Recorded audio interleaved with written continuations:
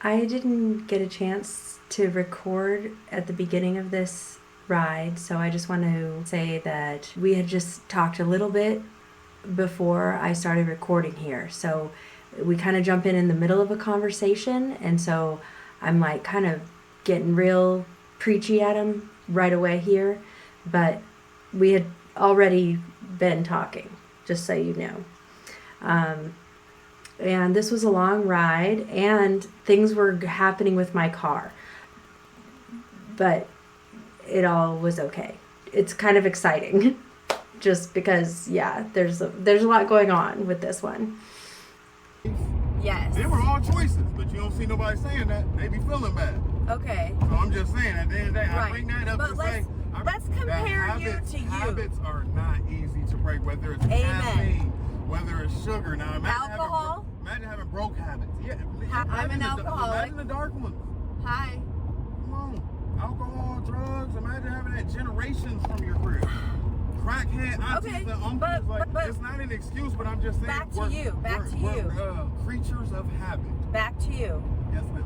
You acknowledge that people can change, Yes, ma'am. and there's a huge reason Yes, ma'am. for you to change. But Yes, ma'am. before you start thinking about your daughter as the reason, you can think about your inner child Yeah. and start parenting yourself Yes, ma'am. like you hope you can be a parent to your daughter Yes, ma'am. soon, within the next 2 years, Yeah. because you don't want her to grow up her whole life without knowing you. And I've watched too many SVU episodes where that whole special victims unit is about a bunch of little girls getting touched and shit. So I'll already be scared. I'll be like, damn, I know my daughter. Look, this is how accountable I am. I know my daughter's gonna hate me when I meet her again. I know if she didn't go through something traumatized, her main question gonna be like, where the fuck were you at? And I also know I'm going to have to accept that. How many parents you know that ain't seen their kid is ready right now to see their kid tomorrow and be called by their first name? I can't make my daughter call me dad. No, sure. I want my daughter comfortable. If you need to call me Frank or whatever, at least throw Mr. on there because I'm grown, like you a kid. But No. I'm not here to. You're gonna have to find your own relationship with her. You're right. But first, You're right. you have to get ready to meet her. Yeah. And then the way to do that is by getting legal access to her. But it's stability before that. Like I lost my Kansas place. I was living in Oakland Park, Kansas. I lost my place in 2022. That's what made me move back to Minnesota. Okay. And I only had a 1-bedroom down there, but in my head, ever since then, because I'm gonna tell you, I went so long without my daughter, and then moving from a state down there to up here where I'm 6-7 hours away. Yeah. Even though I've been back and forth my whole life, even up here wasn't a cop out. Right. You get to removing yourself from these situations so long. Now I'm living like I'm not a dad. I know. Now you're hopeless. Now I'm living like I'm not a dad. You're and then hopeless. And then I'm telling people like, man, don't put me in the dad category. Don't put me in no dad category. But you can Don't put me in yourself back in that category. No, and you're right. Yeah. It's 2 things that I learned with the experiences with my baby mom, and I tell everybody younger than me or anybody older than me that's about to have their first child, whatever it is. Because I learned money ain't the money. Fuck money, fuck the tangible things. I was just talking about this where you picked me up. I feel like I was put here to give the resources and information that I've dwelled and experienced, and I think that is more valuable than me giving you the money you're asking I me think for. that's what we all are here for. But there's 2 things I tell to each people. other. There's 2 things I tell people that I didn't know. All right. The first thing, did not know about postpartum depression when my baby mom had my daughter. She was born on my 22nd birthday. Within 3 months, we already apart. 2 months, we already apart. Mental health is really real. I had no idea. Yeah. I'm saying postpartum depression. I know mental health is. I'm in therapy. I know. But I'm saying postpartum depression is different. I know. Men ain't going through that. Y'all women that are having kids are going through that. I had no idea. You have a really good point. I shouldn't just generalize that. I had no idea at 22 years old. Yeah. And the second thing I tell guys, and mostly guys, bro, love your baby mom. She's gonna go through the postpartum when you have the kids and all that, but have your shit in order. And I say it just like that, bro. Have your shit in order. Have some health insurance. Have some health insurance for your baby, because even if the law try to do some weird shit, you go in with the documents in here that I'm insured. Even if I'm with my wife who got the kid, I'm insured. My child's insured. Now there's no child support because you're paying everything.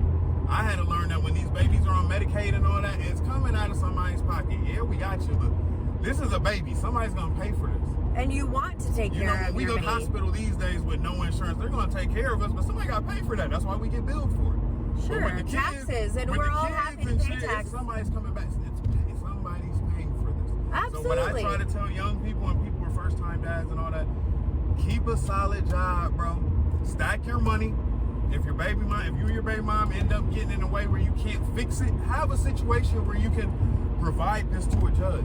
Because a lot of us men, first of all, if we were blessed enough to have a daddy, a lot of people I know didn't have no daddy or didn't have no not shit dad. So it's like, in my culture, I like to say, even though I've been blessed to grow up in certain places I was better than all this, but just black culture, we're not taught these things.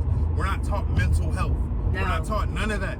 All this shit is like it's in my changing. algorithm. It's changing. Come on. It's starting to change. Crazy. I'm just saying, even as a black man, we was raised to shit. Look, I'm in therapy. To be strong, you know how many of my, to be silent. You know how many of my thug ass cousins and cousins who I've been out here with and love them dearly, they like brothers to me even though we cousins. There's one thing that a lot of black people got. There's a lot of things a lot of black people got in common, and I've lived in 2 different states. You know what they tell me? They want to know damn therapist. Oh, you gonna go to the orthodontist for your teeth. You gonna go to the mechanic for your car. Do you hear my car right now? My car's doing something crazy. My car. Yeah, it doesn't sound good. Roads. Yeah, I think I need new tires, but hopefully not today. Yeah, but I hate that people are still running. Okay, I hate that people are still running from this therapy. I know, man. Everyone can benefit from therapy. You're sharing all your information with a bunch of people that know you and don't give 2 fucks about it. And can't help you. They're spreading your business out here. You feel comfortable telling them, but you won't go to a doctor. And get help. But you'll go to the optimist, whatever the optimistic for the glasses. Optometrist. You go there, optometrist, couldn't say the word. It's okay. But you go there for them. And me and my cousin had a debate over this in Christmas where he was like, I told him basically what I thought literature and books and knowledge is, how important that is, because I feel like these kids ain't being told to go to college no more, because everybody can strain. It's been like this for 10 years. Everybody can strain. Everybody can own their own business. And I've been telling people, as somebody that never went to college a day in my life, what I learned from the people that did, college teach you discipline. Go to school. I tell the young people, go to school. I don't care if you go to school for something you don't want to go to, or if you get out of that and then you don't even get a job in that. Go, because you're going to get the discipline. Frank, I'm a teacher, and if you want a disciplined buddy, if you want to be accountable to somebody, I could be like your accountable buddy. I'm with it. I'm for real. Like, I know AA is not a thing, or I don't do AA, but I know they have buddies, but like, I would just be like, whatever your goals are, I could check in with you and be like, or how are you doing? I'm so vulnerable. I'd but be you know, honest with you about wherever I'm at. And you can do that with your therapist too. And set some goals, and then like honestly see how you're doing, you know? The biggest thing I learned with lifestyle change, and I've been telling like my cousin, and then my cousin thought he was going to prison for the case he was fighting for 5 years. They ended up giving him 3 years probation the other day. Okay. And we were talking and all that. One thing I told him, because he was saying the days before his sentencing, bro, if I go to prison, if I gotta go back to the joint, I'm finna go get my barber license. If I don't gotta go back to the joint, I'm finna go to St. Paul College. Nice. Kids are getting sentenced to 3 years. Fuck. That's my fucking tire. Fuck, dude. I swear, like a piece of my tire just chunked off. He ended up getting sentenced to 3 years probation, but you know what I told him that I even had to learn myself? This is an everything. Whatever it is that you're chasing, it's an everyday thing. Okay, I'm just gonna take a quick. We're just gonna walk around and see if we're good to drive another 10 minutes. I know, I sort of saw something lying in the back of the road, so I'm wondering if some piece came off and just is back there, because now I'm not really hearing it. Yeah, and the roads are weird sometimes. All right, we're just gonna. No, what I told my cousin, I told my cousin it's an everyday thing. He's fighting something different than me. I'm fighting something different than you. But one thing that's all in common with us, if we want to not do the same shit we was doing, we have to do this every day. We're all fighting our own battles, externally, internally. My mistake is switching it up after a week. My mistake is switching it up after 17 days. No, this is every day. Stop feeling yourself because you think, oh, you went 2 weeks without what? No, nigga. I know, every single day. Literally. If you're not following the routine. As I was leaving my house, I was like gassing myself up to my housemate about how proud I am about like my drinking, and it's literally been like 4 days. Yeah, no, which is I don't know, maybe whatever more than that. Doing, please, but right, exactly. You gotta champion yourself every day. Please keep doing it. Don't change nothing right now. Same. Change, but like just the little wins and keep building on it. And break your small wins. absolutely. I'm so hard on myself. I ain't gonna lie. Okay. Just the dad So- thing alone. I'm not a dad to my kid. I tell people all the time, I'm a fucking deadbeat. And people don't like hearing that because I got a good heart. Whoa, Frank, you ain't trying to be a deadbeat. We know that you'd have your daughter right now. It doesn't fucking matter because we're men. And I wish other men had the same mentality as me, where it's like, we gotta shake this shit, man. Okay. We're men. Male lions get out there and they fucking feast. They're not going for no, oh man, my tail feels this way, my paw feels this way. A male lion's gonna go out there and be a fucking male lion. And it's no different from us being men, but we have these egos. And we have this fucking ego, we have this pride. Nobody wants to be wrong. I'm an egoless person. Okay, so instead of fighting against your pride and fighting against your bad habits for your lifestyle change, think about working with your pride and like talking. Okay, what I am talking about is like it's a psychology thing that I use. So I'm like, okay, it's called internal family systems. Okay. All right, and it's like so there's like parts of us that do these behaviors that we don't necessarily want to do anymore, but there's a reason that they're doing them. There's a reason. I'm going to use myself as an example. There was a reason that I was drinking too much, too often. I don't want to do this every day. I'll pick it up. Yeah, I feel you. But there's a part of you that's doing it, and there's a reason. That part has a reason. Okay, I'm going to switch to that. Okay, so you would like kind of tune in with the part of you that feels like it wants to smoke cigarettes all the time, and there's a real physical addiction there, so you have to think about the nicotine and manage that and maybe taper down. I'm not talking about like the physical, okay, but like the mental part of it. What is it about smoking? Did it serve a purpose at one point and maybe it doesn't need to serve that purpose anymore in your life? That part of you could have a different job. That it could, instead of smoking cigarettes and then beating you up for smoking cigarettes and then feeling bad about itself for smoking cigarettes and then buying a fucking pack of cigarettes and all the guilt and the cycle of doing it and then not wanting to do it and then feeling bad about it. And instead of all that, what if that part could just do something else or just take a break for a little bit? Like just take a break from the cigarettes for a little bit and see how it feels. Whatever it is, though, we got to do it every day once we make that lifestyle. But don't think about every day. Just think about... No, you're right about that. But what I tell people in the long run, basically when I say every day, once you find a new routine and you got it in your heart where you're trying, like for instance, with the cigarettes, I got it in my heart that I want to stop these, but the habit of it in me, it's just, I don't got no cigarette. There's been times where, put it this way, I've smoked my last cigarette at night. You're physically addicted to the nicotine. So you're going to maybe get some gum or some other way to get some nicotine for a little while so that you don't like... But I also feel like some of that's weak. No, You don't think there's alcoholic kids in college universities right now? Absolutely. Some of them graduate, some of them don't. Sometimes you gotta shake. Sometimes you gotta... Put it this way. What I also tell some of my cousins and all that, us as humans, especially American humans, we have to fucking learn to be uncomfortable. We have one thing in common. None of us want to be uncomfortable. Everything is about leisure and convenience. And what I'm learning, fuck the leisure and convenience. Sometimes you got to learn to be uncomfortable. Sometimes you got to know that you got a nicotine habit or a sugar habit or something. Take what come with it. Yes. Sometimes So when you notice that uncomfortableness, think about what purpose it's serving in your life. What was happening when that feeling came? And what is it about that's wrong for you? What is that it's trying to like signal? Oh, this isn't a good situation. Your body is yes, exactly. I'm gonna tell you something. So like I'm gonna tell you something. I'm not gonna cut you off about black culture. A lot of us in black culture, and I'm pretty sure you've had these experiences or heard jokes or been in the office or whatever. Black folks, we don't give a fuck about nothing. I don't give a fuck. Oh, the boss tripping, I don't give a fuck. Oh, I'm late to work, I don't give a fuck. We gotta stay, and not we, because I'm talking about myself now, but one thing that I noticed that's in my culture that I know I gotta stop not giving a fuck. You can't go around life not giving a fuck. This is how you end up in these situations where you don't have nothing. I know guys that don't give a fuck. Oh, my wifey tripping, I don't give a fuck. It's just stupid shit, like, bro, that's your wife, that's your best friend, bro. Go take care of the crib, bro. Like, what you doing out here ain't cute, especially for some of us that's really out here. Fucking damn it. This fucking... Is your tire blown out? I think it's fucking Jiffy Lube. Jiffy Lube. I just got my oil changed. Just hold on. Before these cars. So I have a plastic piece underneath my car, and I think that it's fucking dragging.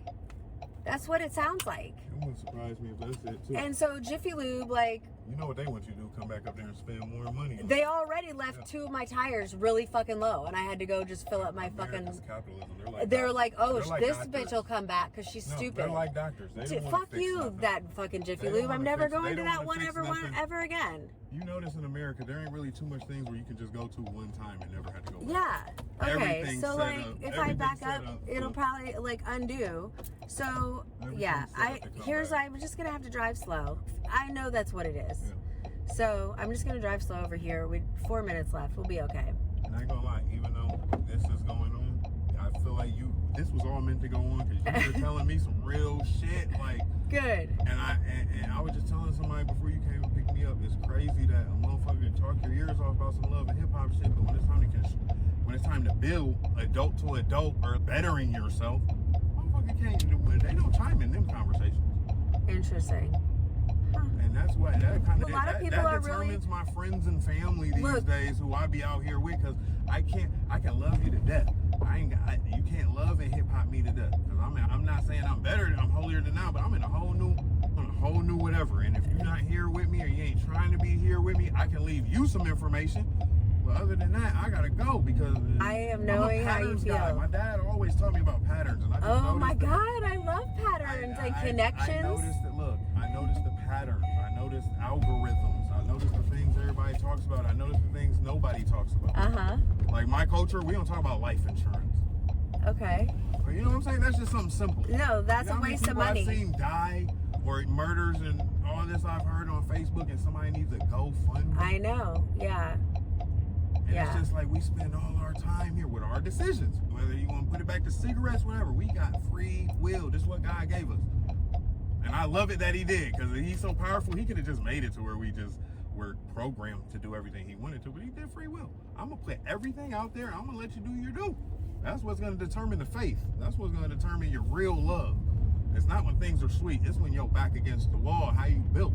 You know what I'm saying? So Yeah. I just noticed patterns, and I noticed the patterns even I was in. It's not a finger pointing thing. I noticed the conversations I used to join into, and it used to have me talk about people who I don't fuck with no more. And then I catch myself a day or two later, hours later, man, I don't gotta stop talking to him, but I gotta stop bringing up these certain people who don't serve me no purpose no more. Because when I bring them up, now I'm mad.